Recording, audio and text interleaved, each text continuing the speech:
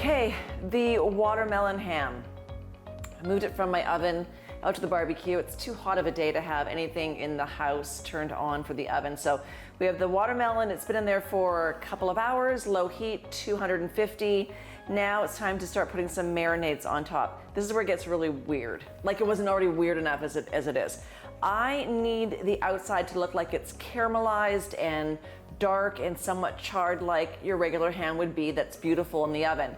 So the recipe that I saw, one of the thousands that I've seen, had ash in it, and that's the dark blackness that it needed. I couldn't find ash. Everyone thought that I was crazy asking for ash. So I bought coconut charcoal supplements, and I opened them up, and it's probably about a teaspoon of charcoal in there, so that's that. It says to add, I don't know, I'm so winging this. I'm just hoping that it turns out, to add some sesame oil. So we'll add, I'm gonna say, let's go with 2 teaspoons of sesame oil. I don't want it to overwhelm the flavor, but I can imagine it'll add a nice toasty flavor to it. So we'll add, it's gonna be a long process this way, 2 teaspoons of of sesame oil to the mixture.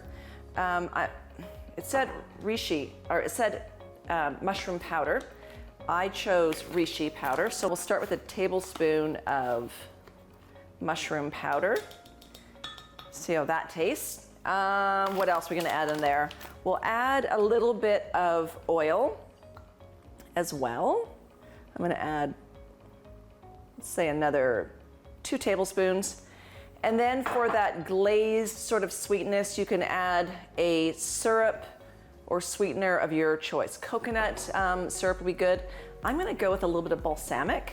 I love balsamic as a glaze in general. So we'll add 2 tablespoons of that. Now, the one thing I don't have in this kitchen is a basting brush. So this is where it might get a little bit ugly. Anyways, mix it all together. You can see that it's jet black. If I had a basting brush, I would then start wiping it on top. I'm gonna give it a little taste, actually some salt as well. Let's put in about, let's do a good teaspoon of salt in here. You know what? I'm gonna add a little bit of chili flakes as well. Put a little bit of heat on it. Pop that open. Let's just do a pinch of chili flakes, and that's it. So whisk it together. Let's drizzle this on top. We want it to go in the nooks and crannies.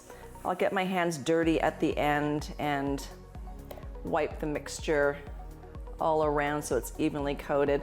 And then it goes back outside in the barbecue again for like a couple of more hours. You'll see that it's starting to get dehydrated looking, which is what you want. Get my hands dirty here. Does it look like a ham yet? I'm gonna let you know it smells good. That's the main thing. So I think that if anything, it's going to be edible. Okay, back in the oven, low heat 250 or on your barbecue, again for another hour. We'll check in again, see if it needs to be adjusted, and fingers crossed, we'll see how it turns out. Okay, the moment of truth. I am making no promises, but you know what?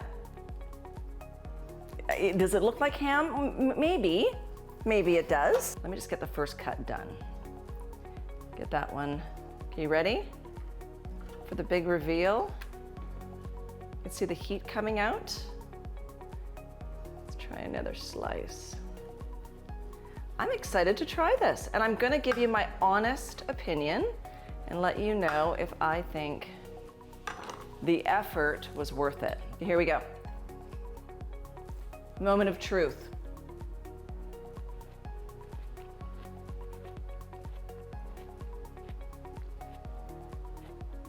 You know?